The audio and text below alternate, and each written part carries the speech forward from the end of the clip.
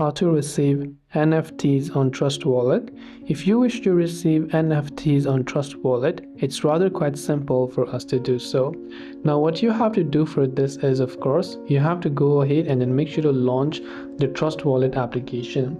Once you launch the Trust Wallet app, this is the type of interface that you will be able to see. Now Trust Wallet is not only exclusive to cryptocurrencies but also for NFTs, and if you want to receive NFT on Trust Wallet, you have to just find your wallet address for NFT. So right on the homepage you can see crypto and NFTs. Go to the NFT section. If you have any NFT, it will show up here for the ones that you purchased, but if you're trying to receive it, you can also tap on receive NFT section.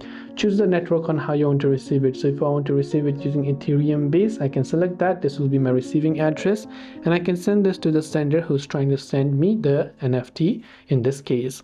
And this way I'll be able to receive NFT on Trust Wallet. I hope that this video helped you out, and if you have got any further questions, feel free to leave them down. Thanks for watching, and see you soon as always in the next video.